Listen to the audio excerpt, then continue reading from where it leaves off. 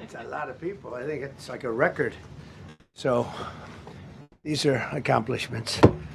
We have a lot of accomplishments. And as you know, this is the anniversary, first anniversary, January 20th. And it's been an amazing period of time. We have a book that I'm not going to read to you, but these are the accomplishments of what we've produced. All page after page after page, individual things. I could stand here and read it for a week and we wouldn't be finished. But we've done more than any other administration has done by far in terms of military, in terms of ending wars, in terms of completing wars. Nobody's really seen very much like it. I think it's appropriate that because Minnesota is so much in the fray, and I say to my people all the time, and they're so busy doing other things, they don't say it like they should. They're apprehending murderers and drug dealers and a lot of bad people. And these are just some of the more recent ones that we have. And I can show you some of the people, vicious, many of them murderers. These are all out of Minnesota, just Minnesota. I say, why don't you talk about that more? Because people don't know. Do you want to live with these people? International murder. These are people that are living, they're apprehended and either put in jails in their country from where they came, and the countries respect us, and so they actually put them there. In the old days, they didn't respect our country. Biden wouldn't do this because he let them all in. You know, if you didn't have open border policies of Biden, none of this, all of the things that all of the time that we spend talking about Minnesota and everything else, most of them are coming from out of the country. And it's been caused by a previous administration. Look at this, one after one. Boy, these are rough characters. These are all criminal, illegal aliens that, in many cases, they're murderers, they're drug lords, drug dealers. They're the mentally insane. There's some of them who are brutal killers. They're mentally insane. They're killers, but they're insane. These are just in Minnesota, California. It's worse. In other states, it's worse.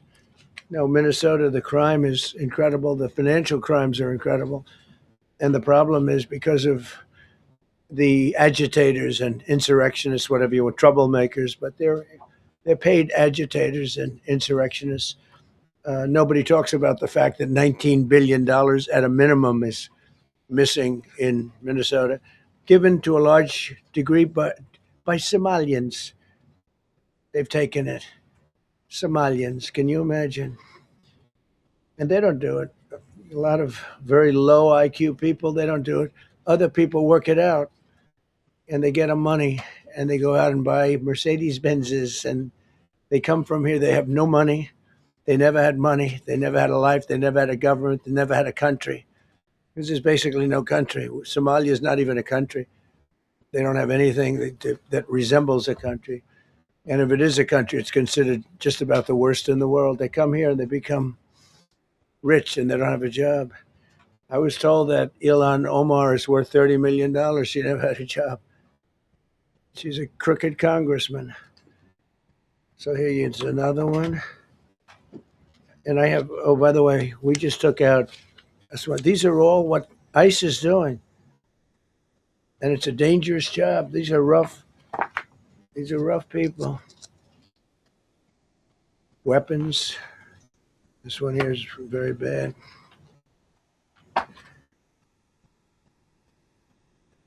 I'm going through this because I think we have plenty of time. I'm going to beautiful place in Switzerland where we'll be. I'm sure I'm very happily awaited for. In Switzerland, they don't know about this. They don't have this problem. They have other problems, but they don't have this problem. Look, killed somebody. And these are rough people. These are not, this was all allowed into our country through open borders. These dumbest policies, men and women's sports is dumb.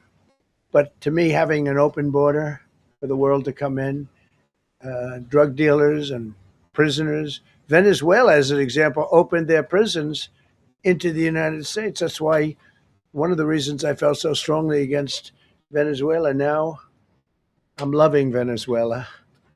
They've been working with us so well. It's been so nice.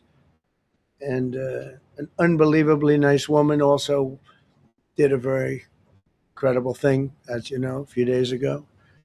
We're talking to her, and maybe we can get her involved in some way. I'd love to be able to do that.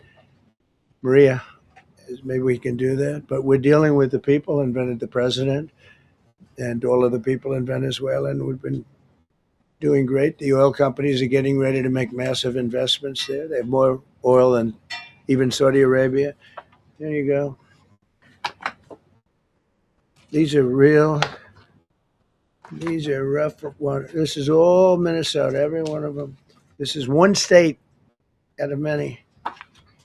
And these people are, let's see, yeah, these are all so far people that came from outside of the country. They were allowed in by Sleepy Joe Biden, Crooked Joe Biden, whichever you like. You can call him whatever you like. They're both right. He's sleepy and he's crooked. He was the worst president we've ever had. And we've had some bad ones too. I can tell you, all you have to do is look at trade. You're not getting bored with this, right? I hope you don't. But these are people that you have to see. Strong arm rape, aggravated assault with a weapon, and many other crimes.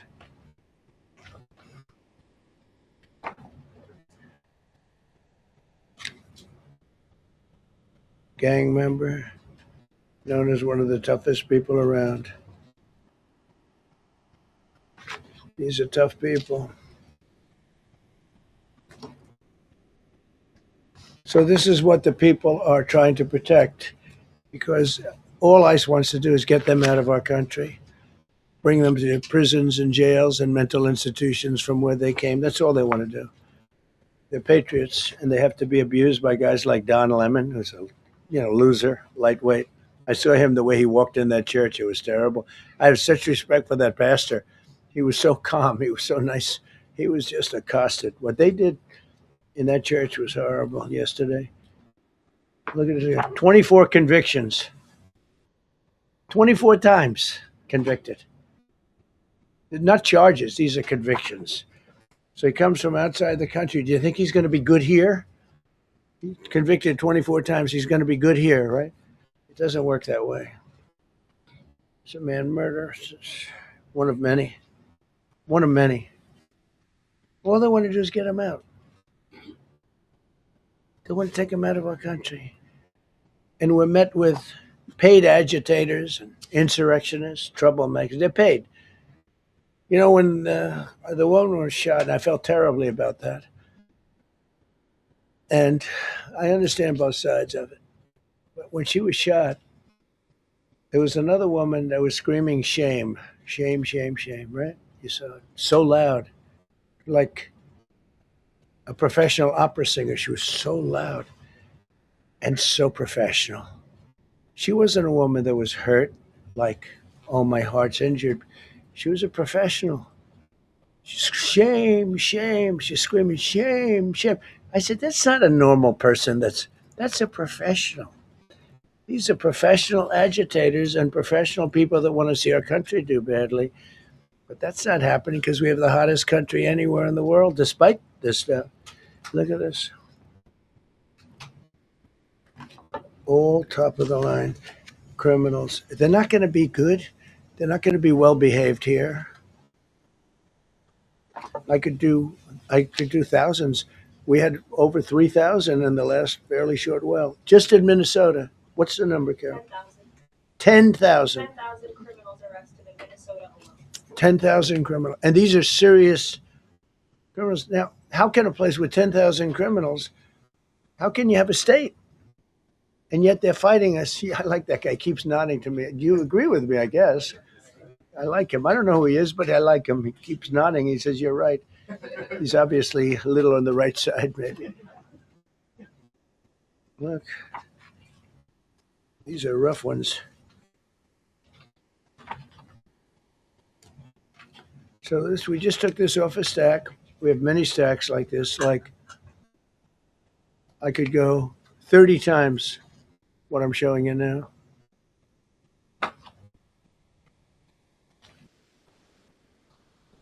Relations with Hezbollah, that's nice. Why do we allow them in our country? I'm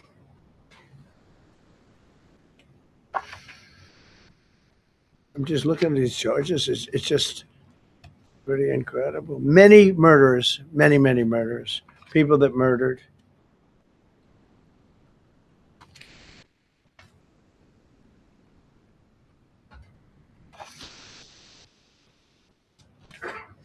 So what ICE does, and Border Patrol is incredible too. I mean, they're Paul Perez and that group is incredible. Mostly Hispanic, by the way. They're like 60% Hispanic. You know, they talk about Hispanic. They're mostly Hispanic, right? And they're unbelievable people. And then they say, oh, we discriminate against. I love Hispanic. They are unbelievable, entrepreneurial. They have everything. I did great. I did the highest. Nobody ever got numbers like I got from the standpoint of being a Republican. But even if you look at Texas, I won the entire border along Texas, between Texas and Mexico. It never happened before. Nobody's ever done that before. I did it as a Republican. I did it. I love the Hispanic. And they accuse us of all sorts of things. 60% of the people we're talking about, they're the best people we have, and they're Hispanic. The Border Patrol is largely Hispanic. ICE is largely Hispanic. They're unbelievable people. I don't know how they can take the abuse. They're taking rough people like this, like all of them. We have 10,000 at least. I could have done 10,000 of them. You're lucky I only did like 100. And this isn't even the worst of the group. They have murderers. They have some people we can't use their picture for legal reasons, but they're up for murder in their own country. And we jeopardize their case. When we send them back and we coordinate with other countries. A tremendous amount of work. All allowed in here by an open border policy of the worst president in the history of our country. A man that didn't win the election, by the way, it was a rigged election. Everybody knows that now. And by the way, numbers are coming out that show it even more plainly. We caught him. So I just want you to know that it's a terrible thing. Here's the book on accomplishments. And this is something, I'm glad my finger wasn't in that sucker. That could have done some damage, but you know what? I wouldn't have shown the pain. I would have gone back. What, did you hear that?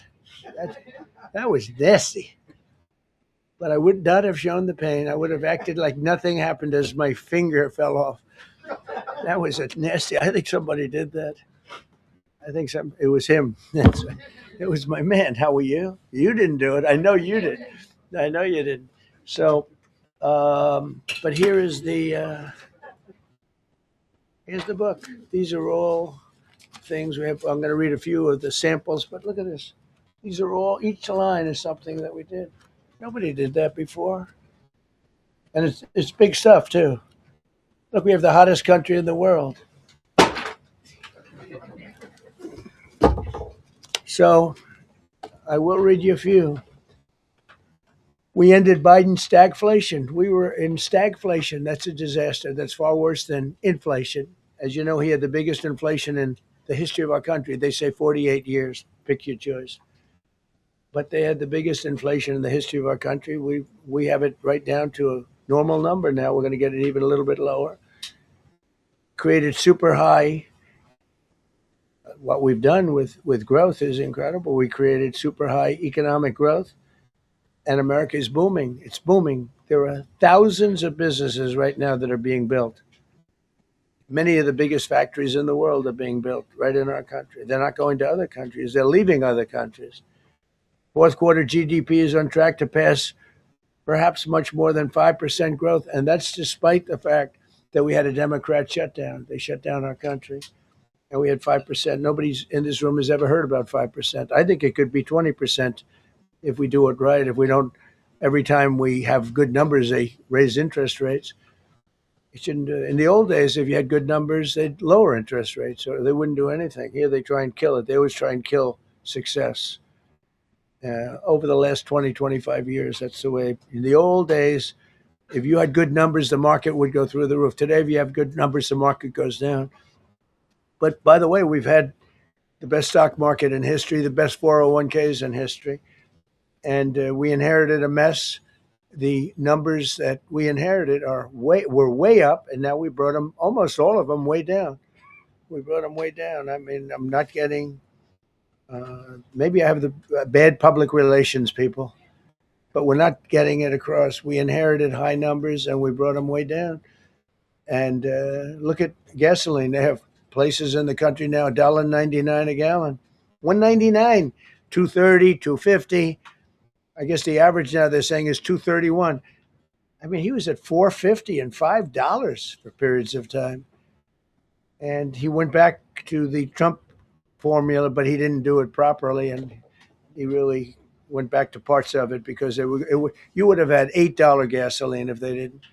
But he didn't do it properly. He had people that didn't know what they were doing. Core inflation for the last 3 months is 1.6%.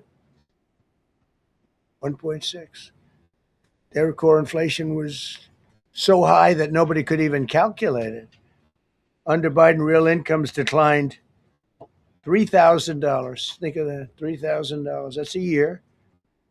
In 12 months, Trump real incomes went up by $2,000 and $3,000 and even in some cases $5,000. It's a tremendous difference. Stock market has set 52 all-time record highs during the course of the 11 months, because this was done on 11 months. Now we are actually officially 12 months as of today. 52 all-time record highs. That means 401ks did great. I have people see me all the time, policemen that guard us really well, and got to know them a little bit. And they said, "Sir, you're making me look so good. My 401k is through the roof. My wife thinks I'm the greatest genius, and I'm a financial genius, like Warren Buffett." He told me that. He said, I think they have better returns than Warren Buffett right now. But he said, all my life, my wife has been criticizing me for not being smart financially. Now, all of a sudden, she loves me more. But we added $9 trillion in value to retirement accounts, saving many people. I mean, they were going out of business. Think of it. We added $9 trillion of value to retirement accounts, savings accounts, and 401ks. That's during the course of 12 months. And I think it's probably 11 months because I don't think they have it for the 12. They have it for the 11. Added $9 trillion of value. Lifted more than 1.2 million Americans off food stamps in 1 year. They would have had another 1.2 million. We would have had, welfare would have gone up. And instead of investing $18 trillion in our country, now it's probably more than that, but 18 trillion and having thousands of plants being built all over the country, you would have had thousands of plants closing all over the country. And you would have had disinvestment, and you would have had welfare going way up. You know, if you look at SNAP, take a look at SNAP, what happened with that? It was at $7 billion, and it came out to over $51 billion. Nobody has ever seen anything like it. The past administration had no clue, or they were really bad, but they basically had no clue. But they did have a concept. I mean, they're still trying to sell the idea of men playing in women's sports. You saw that in the Supreme Court. I mean, some of those justices were fighting for him, too. They were fighting for him. But you saw that just the other day in the Supreme Court. Men playing in women's sports doesn't work. Secured a record-breaking $18 trillion in commitments for new investments. Apple, NVIDIA, SoftBank, Oracle, TSMC, Johnson & Johnson, Eli Lilly and Company, Micron, AstraZeneca, General Motors, Hyundai, Ford, Honda, GE Aerospace, many, many others. I left a Ford plant a week ago in Michigan that they were going to close 2 years ago, and now they just announced that they're going 24 hours around the clock making cars. Tariffs did it. I don't know what the Supreme Court's going to do. I think to me it reads so plainly, couldn't be plainer. You're allowed to do a license. Tariff is probably less severe than what a license could be. But think of it. You're allowed to do a license, and then they have a clause at the end, something to the effect, or what is necessary, something to that effect. And what is necessary was tariffs. I don't know where there's a case even there, but we've taken in hundreds of billions of dollars, and if we lose that case, it's possible we're going to have to do the best we can in paying it back. I don't know how that's going to be done very easily without hurting a lot of people. But we're waiting for that case anxiously, and we have tremendous national security because of tariffs and tremendous income. You know, we have, and by the way, no inflation. So everyone said, oh, tariffs will cause inflation. We have no inflation. We have very little inflation. Biden had inflation, and he didn't do tariffs. We had a huge problem. We have a 62% reduction in our trade deficit. So if you had a 1% reduction, a normal president would have a 1%, 2% reduction. Everybody would be high-fiving. At a 62% reduction, next year we won't have a trade deficit. We secured most favored nations agreements to slash drug prices by as much. And to me, I think this might be the biggest thing of all. We get zero talk about it. The New York Times had a story way in the back of the paper, a little story about it. I think it's the biggest thing there is when you talk about healthcare.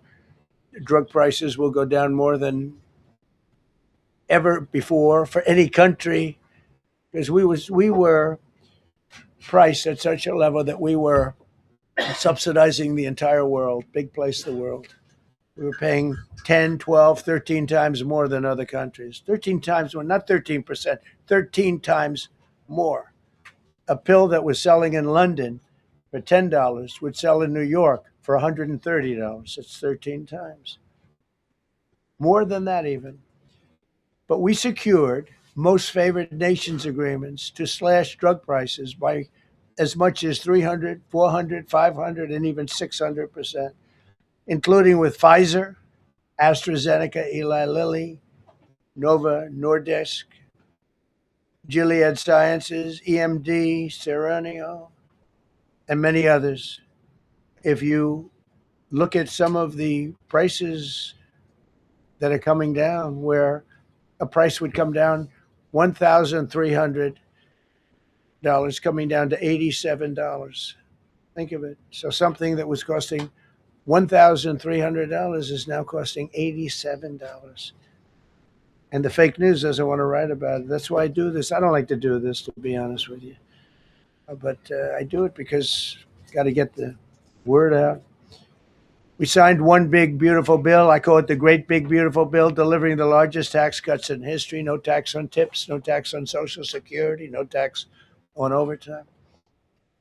We made interest on car loans tax deductible for U.S.-built automobiles only. So if you buy an automobile built in the United States, we're not doing it for Germany and Canada and different places. We're doing it only if it's built here. We want them to be built here. A lot of the Canadian auto plants are closing and they're moving into the United States. Same thing with Mexico, same thing with Germany, and same thing with Japan and other countries. They're moving into the United States because of tariffs, because they don't want to pay the tariffs. It's too much. They can't pay the tariffs. So they're coming here. Nothing different than what other smart countries did, but it works better for us. Under my leadership, it's not done properly, but it's done properly. We have Again, more plants being built than at any time in the history of our country. Passed the largest spending cuts in American history, and that was true in my first. We had a tremendous first term also. We rebuilt our military. We had one of the best. We had the best economy in the history of our country, but we're blowing it away now. When this stuff starts opening up, you're not going to see anything like it probably ever again. We slashed the federal budget deficit by 27% in a single year. Think of that, 27. You could do it 2%, 1%, a half a percent, 27%. And that's with all of the things we have to do, all of the people we have to put on the payroll to get rid of people that are murderers. Again, when you see people in Minnesota that are murderers, these people are fighting to keep them there. And I say to Christie and to Tom Homan, the great people, they're working so hard. Look at the border. The border is now secure. First time, Biden said you couldn't do it. You need legislation. I had no legislation. I said, close the border. Within 1 month, we had almost nobody coming in. Now, for the last 8 months, nobody came into our country illegally. And I find that hard to believe because you'd think somebody, because it used to be millions of people just poured into our country. And the people that do that are Democrat sort of aligned. So, they're not doing me any favors. We had nobody come in. We have a very strong border. We have very few people coming up. They're not going to make the trek because they know they probably won't be coming in. So it's not as hard as you think. But I didn't have to go back. Remember, they said, we need legislation to close the border. They had millions of people coming in a month. We have nobody coming in, and we're getting the murderers out. Murderers, people from prisons and jails. Many countries opened up their prisons and dropped them into the United States. Those are the people we're getting out. And we have a lot of heart. And I said, you got to lighten up on this. We have a lot of heart for people. They came in illegally, but they're good people, and they're working now on farms, and they're working in luncheonettes and hotels and all.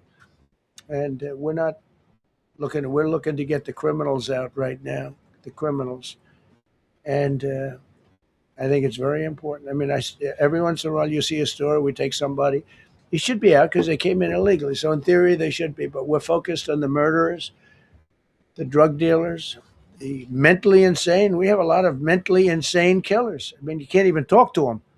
It'd be nice if you could have a little reason, but you can't even reason. These are seriously ill people. You have a couple of countries where they were loaded up. Their mental institutions and insane asylums were loaded to the gills. They're empty now. But they're filling up because we're bringing them all back. We know where they came from. And every country accepts them. Under Biden, they wouldn't take, they had so little respect that they'd bring them there and they wouldn't take them. They said, get the hell out of here. They would be bringing a plane in to land in a country, and they'd put 5 planes on the runway so you couldn't land the plane. So they'd come back with the people that they were bringing back. They don't do that with me. They do that with me, they have problems. They don't do it. They accept them back. They're not happy about it, but they accept them back.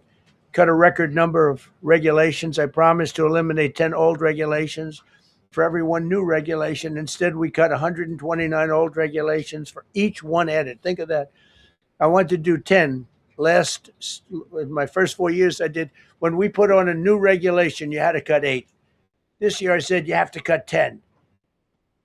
Instead, we cut 129. So every time so far, can't remain like that, I don't imagine. I hope I can, because we have so much wasted regulation, stupid regulations.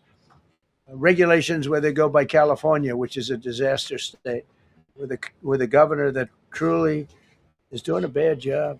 He's killing that state. If he ever ran the country, this country would be Venezuela very quickly. Using tariffs slash the U.S. trade deficit by an incredible 77%. The trade deficit is down, and that doesn't include the last month where we had our best month. We slashed the trade deficit by an incredible 77% in 1 year with no inflation, something that everyone said could not be done. So we had essentially no inflation. In fact, the last month we had almost no inflation. But we slashed the trade deficit by 77%. If you slash it by 1%, that was good. Again, we did that with tariffs and intelligence. We did that with November 5th, great election. We secured historic trade deals to reduce barriers on U.S. exports with countries covering 40% of all U.S. trade. Think of that.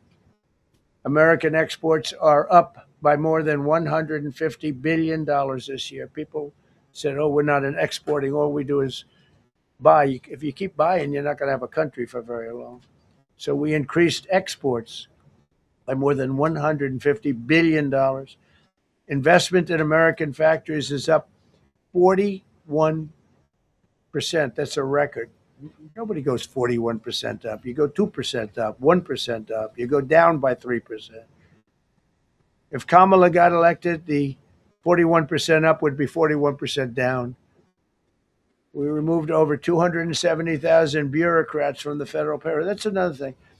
So we have, we announce our unemployment numbers, call it unemployment or employment, and they were very good. But we could make them great. But we've slashed tremendous numbers of people off the federal payroll.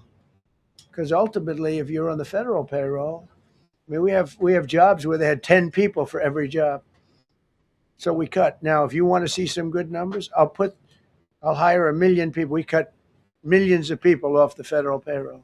I don't like doing that, but the good news, I don't feel badly because they're getting private sector jobs and they're getting sometimes twice as much money, 3 times as much money. They're getting factory jobs. They're getting much better jobs and much higher pay.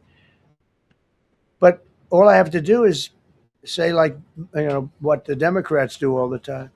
They hire 1 million people, and then they hire another million. They load it up, and it says, oh, they only have a 3% unemployment rate. It's a fake rate. So with us, we're proud of the fact that we cut so many because, again, I don't want to cut people. But when you cut them and they go out and get a better job, I like to cut them. And sometimes they have to be forced to do that because it's like they want to stay where they are. They don't know. And then all of a sudden they end up, we have many cases, Caroline, where people were devastated. They hated Trump. I got caught from my very boring federal job where they had, again, sometimes 10 people to do one job. And they were very upset. And now they ended up with a job where they get paid 3 times more money. They're ending up buying houses. It's like crazy. So they went from not liking me to liking me a lot because it's hard to get. We need people. It's one of the reasons. I mean, when you have good people in the farm or good people in hotels and everything else, we want to work with them as much as we can. Under Biden, 1 out of 4 jobs added was a government job. Think of that. So 25% of the jobs added. That's when you know that, that's 25% of the jobs aren't real jobs. But again, I could do that. I could add 2 million jobs right now, would have an unemployed. I could say, just hire some more people. I do the opposite. I say, get rid of everybody that's unnecessary because that's the way you make America great again. When you have, all these jobs where people are sitting around doing nothing and they get a lot of money by the government, it's no good. But that's what the Democrats do. They show, oh, we were at 4% unemployment. That's a good number. But they just add jobs, or they wouldn't cut. They would never cut jobs. Under Trump, 100% of all new jobs created have been in the private sector. Think of that. Not 1% has gone to federal. So under Biden, 1 out of 4 was a government job. Under Trump, 100% of the new jobs created, 100% came from the private sector. That's how you make your country wealthy and strong and good. We inherited the worst border in history and turned it into the strongest border in history. Illegal crossings have plummeted to the lowest level ever recorded, down 99.999%. That means down 100%. 99.99. Now, I want to find out who that one person is. For 8 months in a row, 0, and these are government numbers. These are not my numbers. For 8 months in a row, 0 illegal aliens were admitted to our country. 0. Nobody came in unless they came in legally. We have a big process for having people come in legally, by the way. A lot of people are coming in legally. They have to prove they love our country. They have to prove that They're not going to need welfare. A lot of things they have to prove. For the first time in 50 years, we are now seeing reverse migration, where because we're getting all of these illegal people out. People that came in illegally, many cases they're criminals in many, many cases. Remember when they used to say that the people that come into our country as immigrants are very nice people, they're wonderful people, they don't commit crime. No, they make our criminals look like babies. They make our Hell's Angels look like the sweetest people on earth. The Hell's Angels are now considered a nice, high quality person. I like the Hell's Angels. They voted for me. They protected me, actually, believe it or not. But they make our criminals look like babies. These are some of the most vicious people anywhere in the world. They came from the Congo. The prisons, I know the Congo because I ended the war with the Congo and Rwanda. Tough group, very tough group. They came from prisons in the Congo. Some of the toughest, meanest people you'll ever meet. Thank you very much. They allowed them to come into America. These are tough people. Before my election, 100% of net job creation was going to foreign migrants. Since my inauguration, 100% of the net jobs created have gone to American-born citizens. That's a big thing. In other words, we're now taking care of our people. 100% of net jobs created have gone to the American-born people. Before that, we didn't care. Designated Tren de Aragua, MS-13, and the Mexican drug cartels as foreign terrorist organizations, and we've hit them hard. You've seen what we've done on the water. We're starting to do that on land. The land is much easier, actually. Water is incredible. We did that on the water so that when you do it on the land, they don't go to the water. Nobody's going into the boat business right now, I can tell you. 97% down drugs coming in by water. 97%. Nobody ever heard of that before. They heard 2%, 1%. It went up 2%. 97, and we're looking for the 3%. Who the hell are the 3%? They're crazy. But we've taken out almost 100% of the drugs coming in by water. Now we're going to be very shortly starting drugs coming in by land. We know exactly where they're coming from. Remove tens of thousands of illegal alien gang members, drug dealers, murderers, child predators, human traffickers, fraudsters, savage criminals, and others. We removed them from our country. They're out. They're gone. In some cases, they're so dangerous that we put them in jail because we don't want to give them to their country. Their country doesn't do anything, and they end up coming back. We have some that they're so bad that we don't want to really release them. We want to put them in a jail where we know they're properly ensconced. Think of that. Remove tens of thousands of illegal alien gang members, drug dealers, murderers, child predators, human traffickers, fraudsters, and savage criminals. Why wouldn't you want them removed? The reason is because these are insurrectionists that are doing this work. And, they're going to make mistakes sometimes. ICE is going to be too rough with somebody, or, they're dealing with rough people. They're going to make a mistake. Sometimes it can happen. We feel terribly. I felt horribly when I was told that the young woman who was had the tragedy, it's a tragedy. It's a horrible thing. Everybody would say, ICE would say the same thing. But when I learned her parents, and her father in particular I hope he still is, but I don't know, was a tremendous Trump fan. He was all for Trump, loved Trump.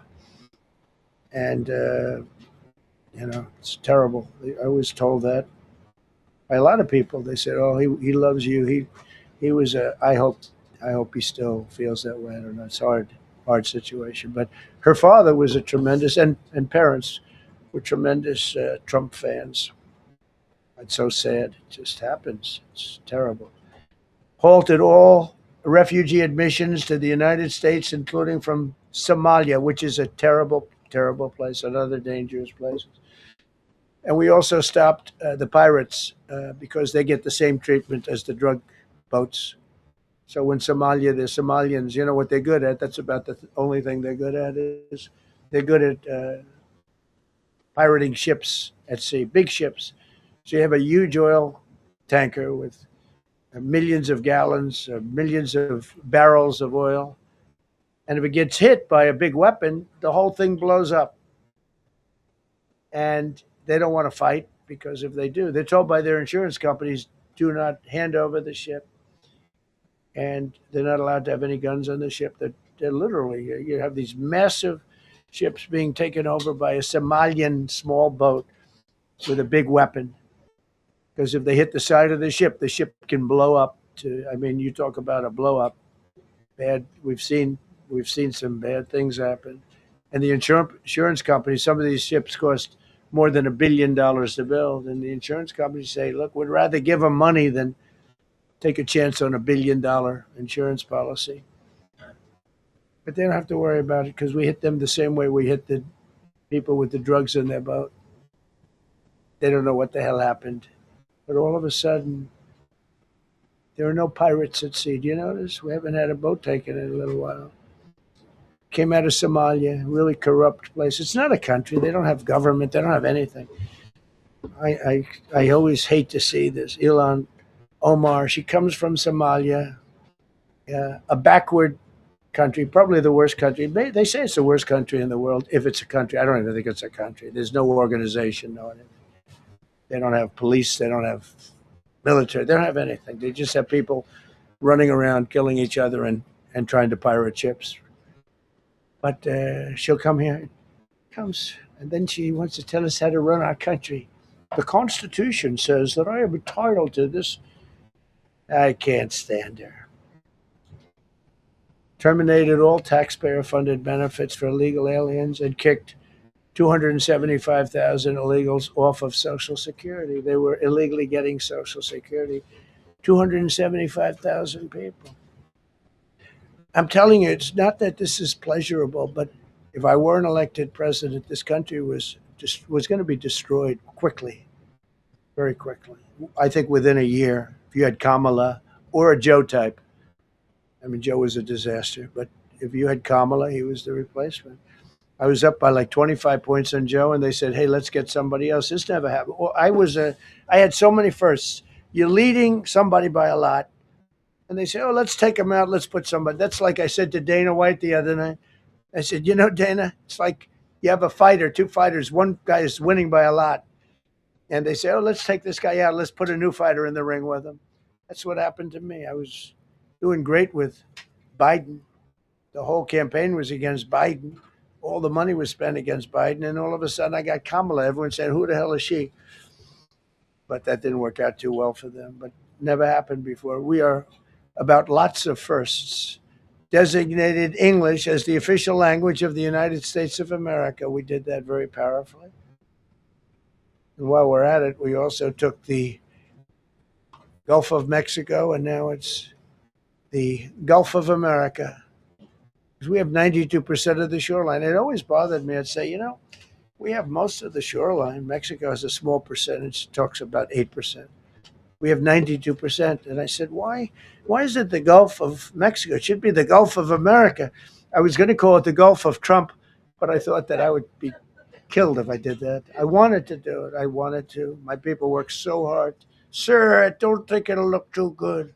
I'm telling you, it's a good thing. And it'll be hotter than ever, I said.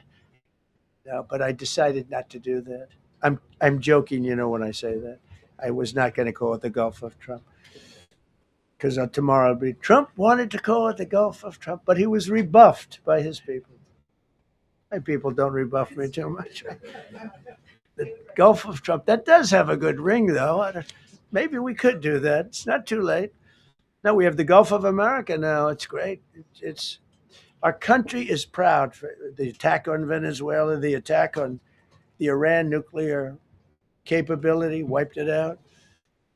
I mean, first administration, Soleimani, the father of the roadside bomb, al-Baghdadi, the father of ISIS, who was rebuilding ISIS. We wiped them out.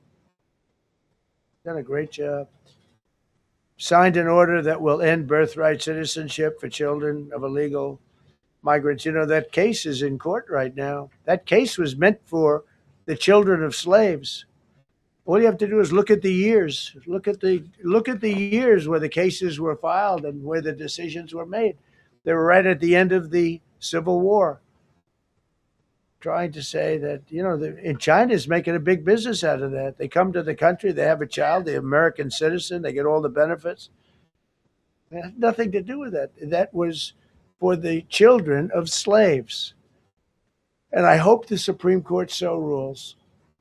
Designated fentanyl as a weapon of mass destruction. It is. We lost, I believe, 300,000 people this year. 300,000 people. That's like filling up one of those big football stadiums 5 times. It's not even believable. I mean, you could be in a war and you wouldn't lose that many people. So we designated fentanyl a weapon of mass destruction. Conducted numerous successful military strikes against narco-terrorists operating in our hemisphere, including the water strikes. Drugs brought in by ocean. So I told you that we're down by, close to 100%. It's hard to get somebody to pilot those boats. Very hard. They have to be people that don't watch television, don't read the news. And we just blew up their facility. They had a docking facility where the drugs were stored. And now we have a great relationship with Venezuela. We're getting along fantastically with the leadership in Venezuela, so we wouldn't have to do that. This was done before the attack.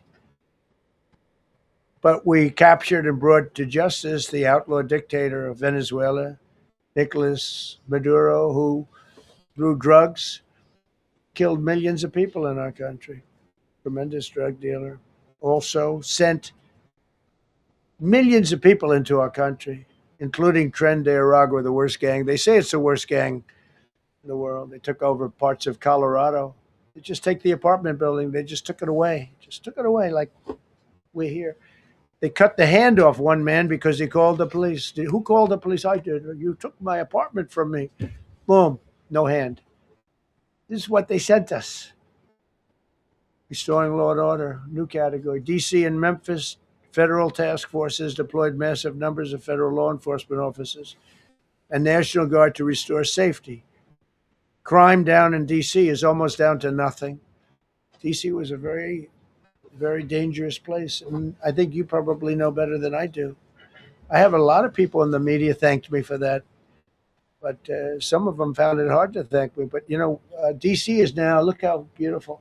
D.C. is now, you can walk right from here to a restaurant, right through the center of town. You can be with your child, with your loved one, with your lover. Your lover's not going to be killed anymore, so you can act like a real lover. But you can walk right through the middle of the town, and D.C. is beautiful again too. You notice we took all the fences down, almost all. The rest are coming down. Got the graffiti all off. National Guard's been amazing. We didn't tell them to do that. That's not their job description. But they were picking up garbage and everything. They were great. And I don't know. To me, a town, it looks better when you have military people. These are big, strong guys. The bad guys look at them and they say, "We're not going to mess around." But what they don't know is that we took over 2,000 people permanently out of D.C. These were career criminals. But I feel much better seeing those people there. I went in a couple of times and had dinner in D.C. I walked right down the middle of the street. I felt very safe. A year ago, I couldn't have done that. I would have been crazy to have done that. Secret Service wouldn't let me do it. They weren't thrilled anyway, I will tell you. It wasn't like they were thrilled, but we did it, and it was great. But D.C. is a great thing, and we have virtually no crime in D.C. anymore. And before we did this move, and we could do the same thing with Chicago. We brought Chicago down 25%, even though we just had a minimal crew there. We brought Wisconsin down. We brought Minnesota down, way down, even though everything's a fight, because they want to keep those people that are lying on the floor. They want to keep those people in Minnesota, but they really don't. I don't think the real people of Minnesota, it's a very corrupt place, and the elections are totally corrupt. I feel I won it all 3 times. Nobody's won that state since Richard Nixon. It's a rigged state. And the Somalians vote as one group, even if they're not citizens, and they vote as one group. And, you get 600,000 votes against you. They all ought to get the hell out of here. They're bad for our country. Nationwide achieved the largest reduction in violent crime on record. So this just came out. Nationwide, over the last 11 months, achieved the largest reduction in violent crime on record, including the largest one-year drop in murders ever recorded. Almost 2,000 lives were saved. That's despite the fact that we took in criminals under the leadership of the Democrats and Joe Biden. More motor vehicle theft is down by 100,000 vehicles nationwide. That's another nationwide. The motor vehicle theft was out of control, and now it's very much in control. It was down by more than 100,000 vehicles to a record low. Began the process of eliminating cashless bail policies across the nation. You got to get rid of your sanctuary cities, and I hope our people know that we're not going to pay sanctuary cities.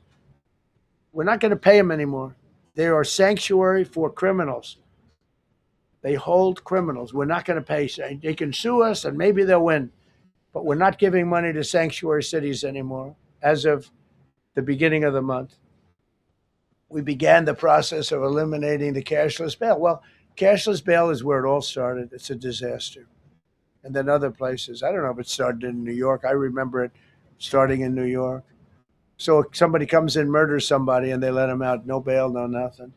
Basically, cashless bail means you just get the hell out. And they go outside. We have one case where a guy murders somebody, gets released, and goes out and murders somebody. 2 people in one day. No, we got to get rid of cashless bail. They got to pay, got to have bail. There's a reason for bail, long tested. Signed an executive order to bring back mental institutions and insane asylums. We're going to have to bring them back. Hate to build those suckers, but you got to get the people off the streets. We used to have, when I was growing up, we had in my area in Queens, I grew up in Queens, we had a place called Creedmoor. Creedmoor, did anybody know that? Creedmoor. It was a big, I said, Mom, why are those bars on the building? I used to play Little League baseball there, a place called Cunningham Park. He was quite the baseball player, you wouldn't believe. But I said to my mother, Mom, she would be there, always there for me. She said, son, you could be a professional baseball player. I said, thanks, Mom. I said, why are those bars on the windows? Big building, big, powerful building. It loomed over the park, actually. She said, well, people that are very sick are in that building. I said, boy, I used to always look at that building and I'd see this big building, big, tall building. It loomed over the park. It was sort of, now that I think it was a pretty unfriendly sight.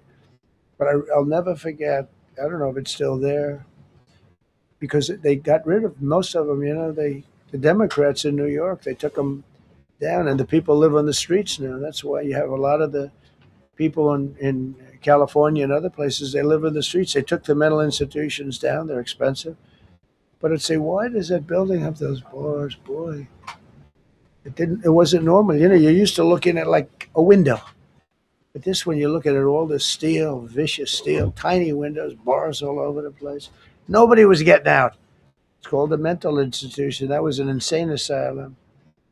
Designated Antifa as a domestic terrorist organization, and many others. It is. America is respected again on the world stage. That's another topic. Obliterated Iran's nuclear enrichment capability, and Operation Midnight Hammer was one of the most successful anyone's ever seen. CNN fake news. I don't know where they are. CNN. Anybody from CNN here? Fake news. Nobody wants to raise their hand anymore. They used to, here. Now, if you're with CNN, you don't raise your hand. But they said, well, maybe it wasn't that successful, which I really was angry because these pilots took their life in their hands. 2:00 in the morning with no moon, dead dark, guns shooting at them. They went in with those beautiful B-2s, and Every single bomb went down an air shaft and obliterated it. And CNN came out and said, "Well, maybe it wasn't," by by a scam writer who wrote, fake stories, a lot of fake stories on other topics. Right? Because when we did it, we said that's a terrible thing. The pilots came back and they said we hit everything. They did a great job. Then on top of that, we launched from a submarine about 30 Tomahawks on top of everything else. The place was obliterated. CNN said, "Well, maybe it wasn't that bad." Turned out it was worse than it was. You know who could tell you that? The Iranians would tell you that. Because if they do anything, they're going to have to start a brand new place. But they did an amazing job. It was like what we did with Venezuela. I mean, nobody's ever seen a military operation like that. Ended 8 unendable wars in 10 months. These were unendable wars. Cambodia and Thailand fighting for years. Kosovo and Serbia. The Congo and Rwanda. Pakistan and India, they were really going at it. 8 planes shot down. They were going to go nuclear, in my opinion. The prime minister of Pakistan was here, and he said President Trump saved 10 million people and maybe much more than that. They're both nuclear countries. Israel and Iran, Egypt and Ethiopia were going to fight over a dam, and I got them to stop. I still got to work it out because they put a dam up in Ethiopia that stops the flow from a little river called the Nile. I always think of the Nile being in Egypt, beautiful Nile with the pyramids, but they put a dam up. You know who paid for the dam? The United States of America. It's the biggest dam, I think, in the world. They put a dam up. I said, how did you let that happen? Why would we have done that? We financed it. This country would. I don't know. Maybe it was a Republican president, but I don't think it was. I think it was a Democrat. But what a terrible thing. So Egypt basically they don't have enough water in the Nile. And they use that for a lot of things, including entertainment and travel and tourism and everything. I mean, I don't know. They got a big dam. I got to work that one out now, too. Armenia and Azerbaijan, President Putin told me, I cannot believe you settled that war. I've been trying to settle that war for 10 years. Armenia and Azerbaijan, they were fighting it for many, many years. And I ended up getting the heads of both countries in my office. Beautiful Oval Office, much more beautiful now than it ever was. And one sat at one side, one sat at the other. He said, I've been the head of Azerbaijan for 22 years, and for 22 years, I've been killing his people. And the other gentleman, and both very good guys, said, I've been here for 7 years, and for 7 years, I've been killing his people. And they started over there, and within an hour, they were next to each other. And by the time we ended, they were hugging each other. And it's been a great peace, Should have gotten the Nobel Prize for each war, but I don't say that. I saved millions and millions of people. And don't let anyone tell you that Norway doesn't control the shots, okay? It's in Norway. Norway controls the shots. They'll say, we have nothing to do with it. It's a joke. They've lost such prestige. That's why I have such respect for Maria doing what she did. She said, I don't deserve the Nobel Prize. He does. When she got it, they said, wow, that's amazing. I thought President Trump would get it. President Trump deserves it. He ended up 8 wars. How nice, right? She's a good woman.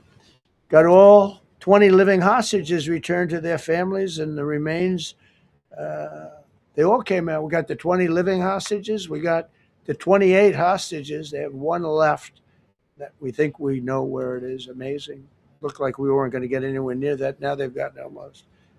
And more importantly, we got many more, hundreds. We got them all.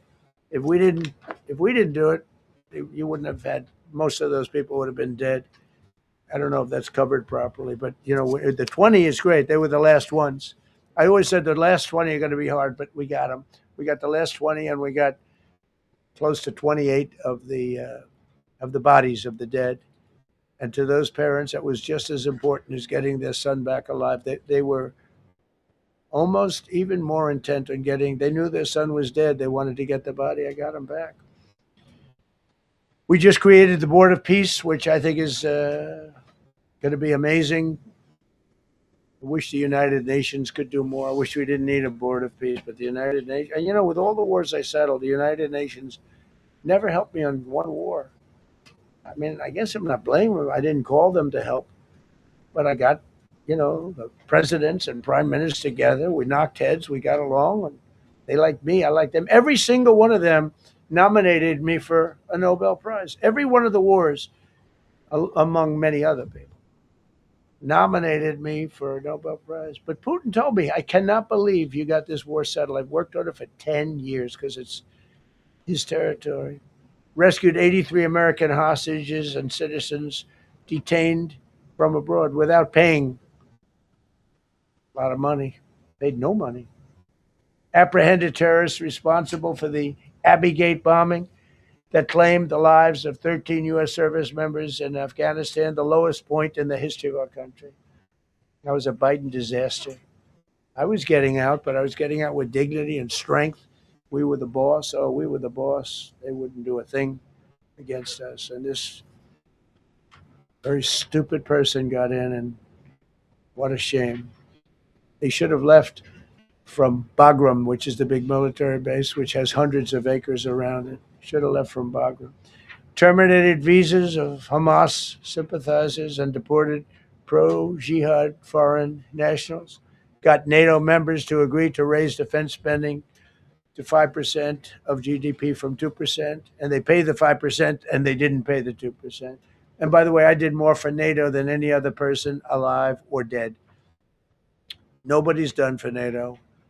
And I think for the most part, they'll tell you that. I think you could ask the Secretary General about that, but he said it a lot. I've done more for NATO than anybody, and I see all this stuff, but NATO has to treat us fairly too.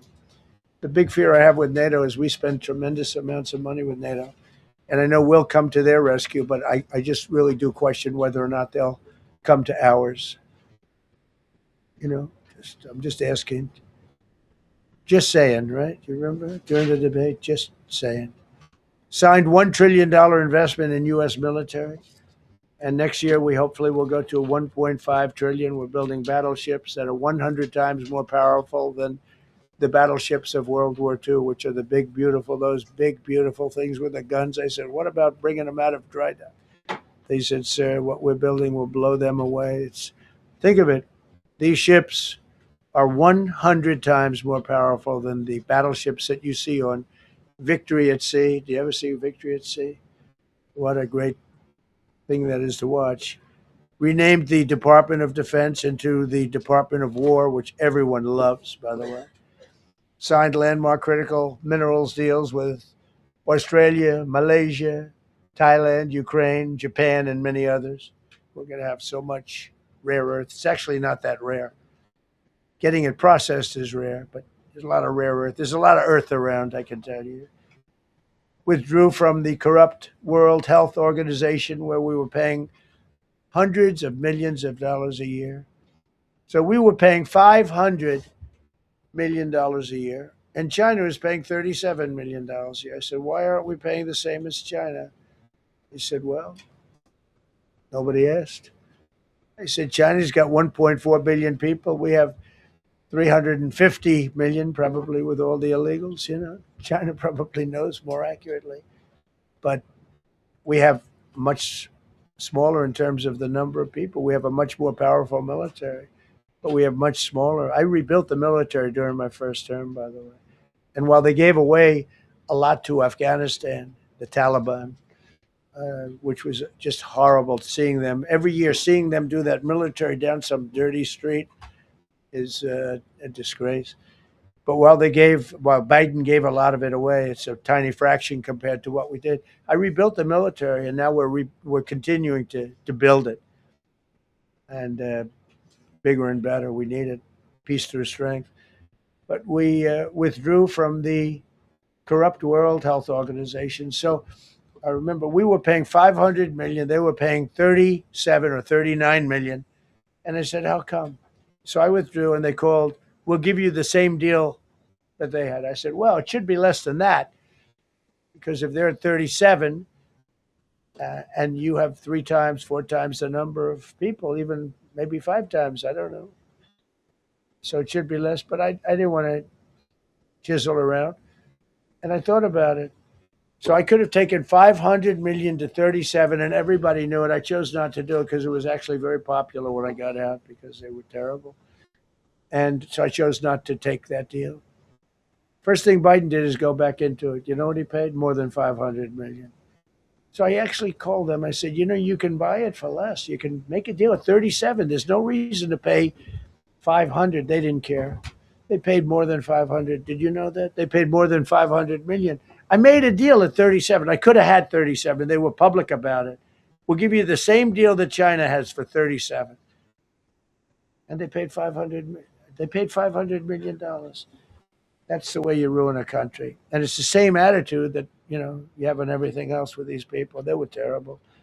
The anti-American UN Human Rights Council we ended, the UN Relief and Works Agency we ended, and the fake Paris Climate Accord, which was a ripoff of America, where we had to pay $1 trillion and they were paying nothing.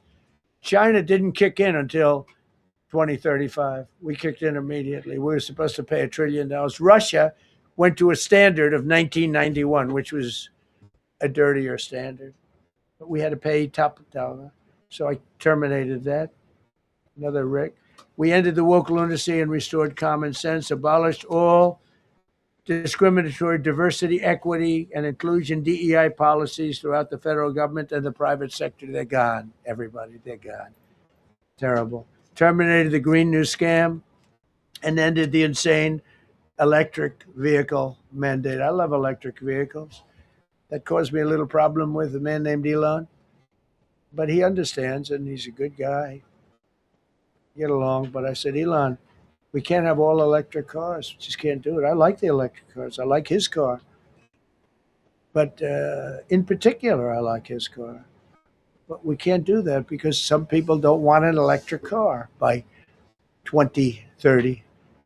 And to build the power stations all over the country would have cost $4 trillion. $4 trillion. That's more than any country has. If you got China, the United States, and everyone, you couldn't do it.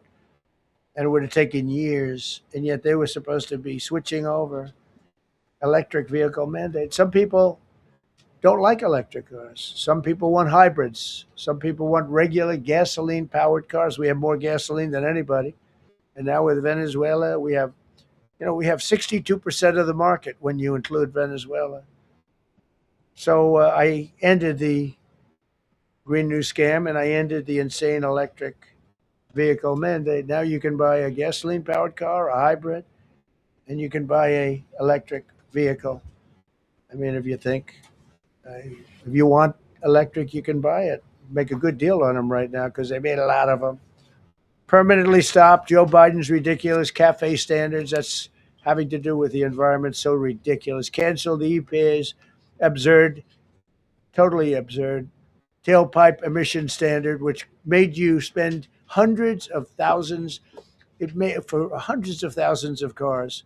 The cost numbers were incredible that the consumer has to pay. Imposed 25% tariff on all foreign automobiles and 100% tariff on Chinese cars, which don't come into the country because of tariffs. Only because of tariffs. We didn't have tariffs, you wouldn't have any car. We have now more car factories being built in the United States than ever before because of tariffs. If they take those tariffs away, China will eat our lunch. They'll take all of our car business.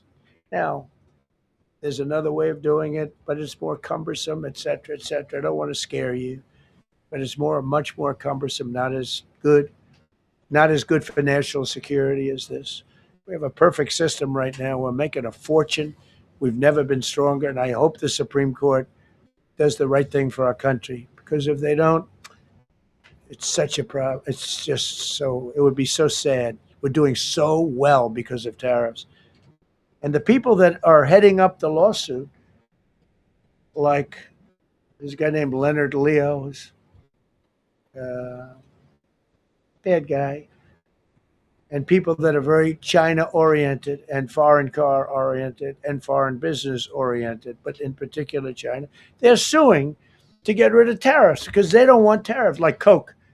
Coke has businesses outside of the United States. If you have them outside, you don't want tariffs. But because of tariffs, they treat us well. Without tariffs, they would treat us very badly. As you saw for many years, they respect us more now than they ever have respected us by a lot. And revoked the California emissions waiver to stop San Francisco communists from regulating the automobile industry and destroying automobiles and the industry in the nation. I was with Bill Ford of Ford Motors. I was with all the people at General Motors the other day, and they are making more money and building more cars than they are doing so good, all because of tariffs and what I've done. And they're building their plants all in the United States. Reopened Anwar for drilling. That's a big deal. Launched a massive Alaskan pipeline project to export natural gas to Asia. We made a deal with South Korea and with Japan that gives us money, the likes of which nobody's ever seen before. Signed executive orders to end Biden's war on coal and I say clean, beautiful coal. I never say the word coal. It has to be preceded by the words clean, beautiful coal. And put miners back to work. The miners love Trump. I think I got 100% of their vote. We banned transgenders from the military. We don't want transgender in the military. Ordered reinstatement of patriots expelled from our military with full back pay. So we had some people that were terminated and they're coming back into our military. Fired the woke boards of visitors at our military service academies. The boards of visitors were run by radical left, maybe communists, maybe not, but they were still heavily radical left and they were bad for us. Signed an executive order to remove anti-American propaganda from federal museums and national parks. Required the federal employees to return to work in person or be fired. We don't want them sitting in their home or in their bed working. We want them in an office that we're paying for in Washington, D.C. or wherever it may be. And we've largely taken care of that mess. That was crazy. I guarantee you they're out on the ball fields. I guarantee you they're out playing golf. And you can't run a country or a company that way. I think it's happening even so with countries and companies. But we had so many of our federal workers, they wouldn't come into work. Signed an order banning all government censorship and restoring free speech. Made it the official policy of the United States government that there are only two genders. This was not a tough one. Two genders. Can anybody guess what they are? Male and female. I think the Democrats know that too, but they refuse to admit it. Ban the use of puberty blockers, hormone injections, and other chemical and surgical mutilation of children. Can you imagine saying this 15 years ago? That we banned the use of puberty blockers, hormone injections, and other chemical and surgical mutilation of our children. You know, when I say it, I say, do I have to say that? I actually asked my people today, yes, sir, because people, it's where the country went. Banned men from playing in women's sports. Big Supreme Court case on that. I mean, I can't believe it. Some of the justices were fighting hard for men to be able to play in women's sports, a couple of them. I can't imagine it, but I think anybody that rules that way should lose a lot of credibility. But we banned men from playing in women's sports. All you have to do is look at the records, look at weightlifting records, look at swimming records, look at track and field. It's not fair. It's very demeaning to women. Banned transgender ideology and critical race theory from our schools. Secured unprecedented settlements with Brown University, Columbia University, and many other colleges, including the University of Pennsylvania, where I went, the great old Wharton School of Finance. To restore fairness and merit, we're working with Harvard right now. They've been very anti-Semitic. Terrible what they've done. And we'll see what happens. I hear we have a deal, but who the hell knows with them? They have a lawyer that wants to show how hot he is. Ended taxpayer-funded student loan forgiveness for radical left and anti-American activists. Can you believe it? Began the process of abolishing the Federal Department of Education and returning education back to the states. And Linda McMahon is doing a fantastic job. Ended Joe Biden's weaponization of our government and removed his handpicked radical left Marxist prosecutors from the Department of Justice, like deranged Jack Smith. He's a sick son of a bitch. They gave me the worst of the worst. And here I am. How did that happen? How did that happen? He's a sick guy, and Letitia James is sick, and Alvin Bragg is sick. They're sick people. And others. Fani. You can't call Fanny. She doesn't like it. She wants to be called Fani. Fani Willis. I won. Can you imagine? Putting somebody through that? And then if I suggest that somebody may be guilty of a terrible crime, oh, he's weaponizing government. Trump is weaponizing government. It's terrible. Can you imagine? They say to me about weaponize, I don't weaponize anything. But what they did to me, nobody ever went through what I went through. And here I am in a place called the White House. It's a beautiful place. Who would have thought, right? Signed legislation to cut all taxpayer funding to woke and biased NPR and PBS. And they're sort of gone now, I guess. I heard they closed up. They were terrible. They were so unfair. They were so terrible. Officially reinstated Columbus Day. I like the name Columbus Day. The Italian people are very happy about it. Remember, when you go to the voting booths, I reinstated Columbus Day. That was an easy one. Christopher Columbus. Cut Social Security wait times by 50%, serve 65% more Social Security recipients by phone, and are on track to doubling the service and performance compared to the Biden administration. We're 2.5 to 3 times better and faster. Slash VA claims backlog to the lowest number ever recorded. Created Trump accounts starting with $1,000 for every newborn baby.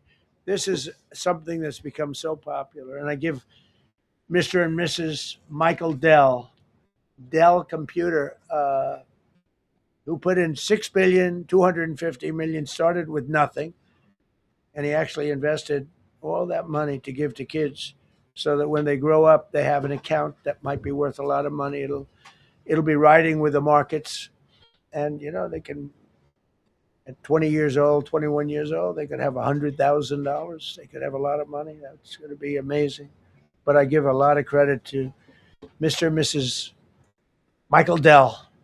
Signed AI executive order to ensure the United States dominates the future of artificial intelligence. So we're leading China. We're leading the whole world. We're producing more electricity than we ever have because I'm allowing every one of those plants to build their own electric facility. We're giving them very, very fast approvals, unlike Los Angeles with the fire. So the federal government, I want to give a lot of credit to Lee Zeldin. The hardest approval for the 20,000 houses or more that burned down in Los Angeles because they didn't have the water. They didn't allow the water to come down from the Pacific Northwest. They routed the water into the Pacific Ocean. So we had no water there. He had. I would say open up the water. Open it up to the governor, to the mayor. They didn't want to do it. They wanted to protect a tiny little fish that's, I said, how can you have a fish when you don't have any water? It was just an excuse, I guess. But it's amazing. We took 20,000 houses, and Lee Zeldin, the toughest permit is from the federal government. Within 2 weeks, every single permit was given to the people to build their houses. Then you have the incompetent mayor of Los Angeles. He's neutral, who decided to go to Africa during the fire. So you have this incompetent mayor, and I had it out with her the night when I got right after the fire. I went there. She said, we're working on it so that we can have everybody starting to build within 2 or 3 years. Remember that? I said, you mean 2 or 3 days? No, I mean 2 or 3 years. And the place went crazy. Well, they still haven't gotten their permits. But every federal permit, every single one has been given a year ago. And Lee Zeldin has done a great job. And he's done a great job in the approval of all these big plants and factories and all of the electricity that they're creating for themselves. I said to Zuckerberg, I said to all of them, I said to Jeff Bezos, I said to everybody. Mark Zuckerberg couldn't believe it. He said, where are we going to get all the electricity? Because you need double the electricity that the country currently makes just to fire up those big plants. I said, well, nobody can do that. So what we're going to do is let you make your own electricity. Nobody believed it. And I said, we're going to get you fast permits. So we get them within 2 weeks. And they're coming up with some of the most incredible electric plants you've ever seen. So each one of those massive buildings, AI or otherwise, is building their own electricity. They're building their own plant. And it's incredible. Many of them are under construction already. They're going to have, we're leading AI, and we're leading China by a lot. Established a MAHA presidential commission, banned many artificial food dyes, as you know, issued new vaccine recommendations, and created new real food pyramid. And Bobby and Dr. Oz have been incredible. Provided $12 billion in aid for American farmers. Just gave them $12 billion in aid because they got screwed by other nations. And the number of drug dealers have fallen every single month since I took office. Drug dealers are way down in the United States. And that's a small version of what's sitting right there. That's just a small version. We took a country that was dead, and it's the hottest country in the world right now. And that's after 1 year. So let's go. That's a lot of people. Go ahead, please. Yeah, go ahead. Thank you so much, Mr. President. I have two questions for you. One, do you want your Board of Peace to replace the UN? Well, it might. I mean, the UN just hasn't been very helpful. I'm a big fan of the UN potential, but it has never lived up to its potential. The UN should have settled every one of the wars that I settled. I never went to them. I never even thought to go to them. They should be able to settle those wars. They don't. I believe you got to let the UN continue because the potential is so great.